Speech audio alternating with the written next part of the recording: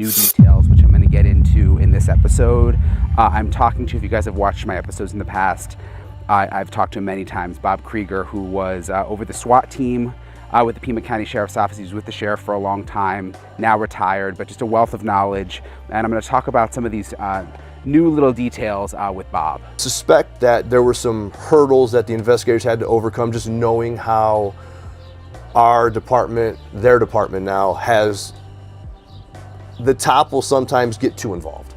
And that might have put some restraints on the investigators, but big picture, no, I don't think him or any other of the command staff really affected where we are in the investigation. 88 days, no arrest, no named suspect, no body, no answers. Nancy Guthrie walked out of her life in Tucson, Arizona, and vanished completely. Right now, you are standing outside her home. The memorial is still here. The flowers haven't left. And neither have the questions. Thousands of tips flooded in. A full task force mobilized. The FBI got involved. And still, nothing the public can point to and call progress.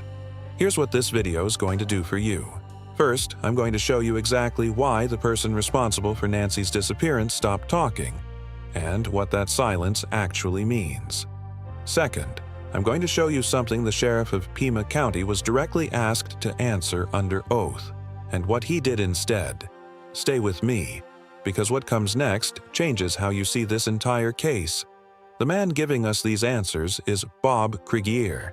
He ran the SWAT unit for the Pima County Sheriff's Office. He spent decades inside that department.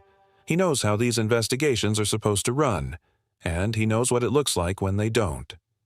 Bob isn't speculating. He is reconstructing this case from the inside out. If you've been following Nancy's case and you want the full picture, subscribe to KLint Crime right now. Hit the notification bell, because this investigation is not over, and neither are we. The suspect went quiet. Bob told me exactly why. But to understand that silence, you first have to understand what the evidence was actually saying, and what investigators chose not to say publicly. To understand why the suspect went quiet, you first have to understand what the evidence actually told investigators, and what it didn't. Let's start with the ransom demand, because most people heard it and moved on. You shouldn't have. The number was half a Bitcoin. Think about what that means. Real ransom operations, the kind run by people who plan this, demand millions. They demand wire transfers with instructions. They demand timelines, threats, and leverage. Half a Bitcoin is not that. Half a Bitcoin is a number someone threw out in a panic. It's a number that tells investigators the plan changed. Bob put it plainly. That's not normal for someone who's going to ask for $10 million.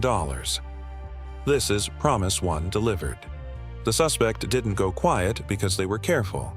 They went quiet because something went wrong with Nancy. Early. The ransom demand wasn't the plan. It was the cover. Here's what the FBI profilers confirmed independently. Statistically, the person who took Nancy knew her.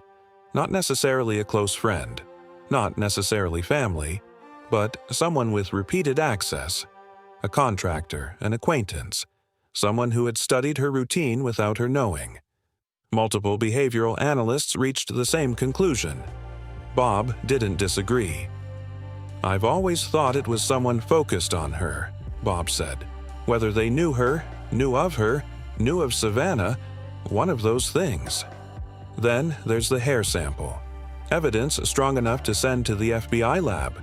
That decision, the right decision, didn't happen immediately. It took pressure. It took time. And it raises an uncomfortable question. What else took longer than it should have? If investigators had a suspect profile, physical evidence at the FBI, and thousands of tips, why does day 88 still look exactly like day 8? The answer isn't in the evidence. The answer is in the department that was supposed to be chasing it. Because the question was never just, who took Nancy Guthrie? The question became, who was actually in charge of finding her? Here is Promise 2. and it's going to reframe everything you thought you knew about this investigation. The Pima County Sheriff's Office didn't break under the pressure of Nancy's case. It was already broken before she disappeared. Bob Krygier watched it happen from the inside, and what he described isn't opinion.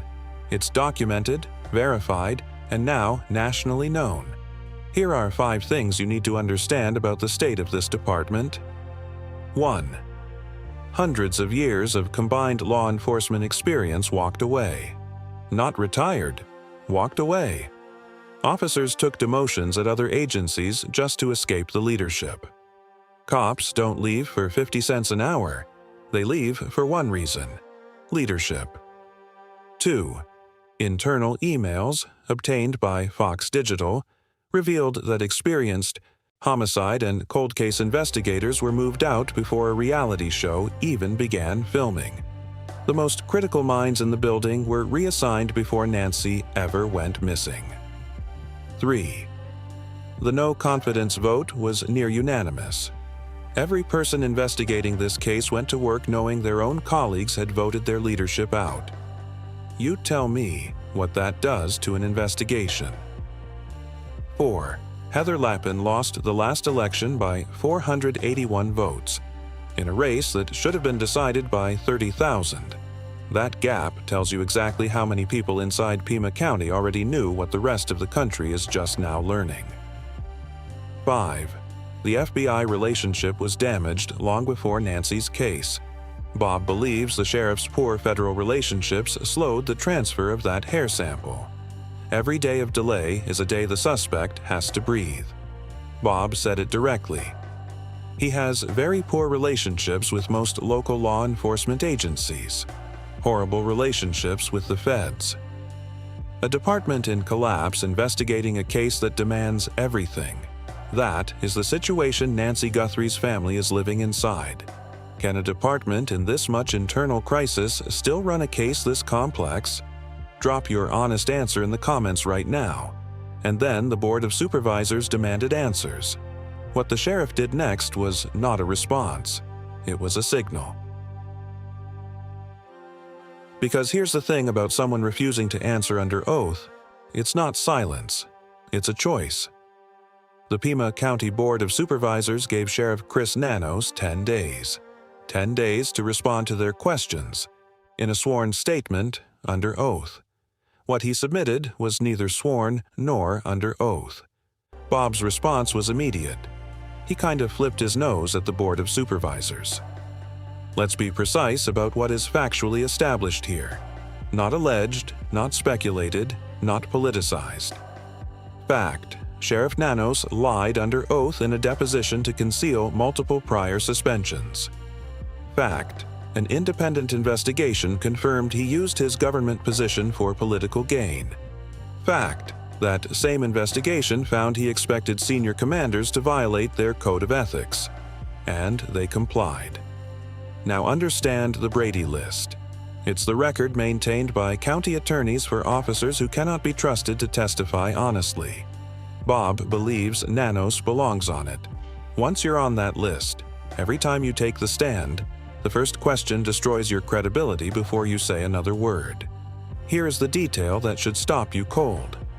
Someone asked Nanos how many times he'd been suspended. He said, never. The real answer was 8. If the answer is 8 and you say never, Bob said, that's a flat-out lie. If this investigation matters to you, if Nancy's family deserves better than this, subscribe to Clint Crime right now. Share this video, because silence on this case is not an option. Should Sheriff Nanos be removed from office, yes or no? Put your answer in the comments. No middle ground, 8 suspensions, a non-sworn response to a sworn demand, and a missing woman whose case sits inside this department. Bob told me the one thing that will either break this case open or let it disappear forever. Because at the end of every political story, every department scandal, every failed response, Nancy Guthrie is still missing, and someone still knows where she is. Strip everything away. The politics, the department, the board, the recall. Nancy Guthrie is still missing. The memorial outside her home is still standing, and her family is still waiting. Bob Krygier gave me two paths, two ways this case breaks open. The first, someone finds Nancy. The second, the person responsible says the wrong thing to the wrong person, and that information finds its way back to the task force. The Cajun Navy submitted a formal proposal to search the Arizona desert. They asked for permission. They received no response.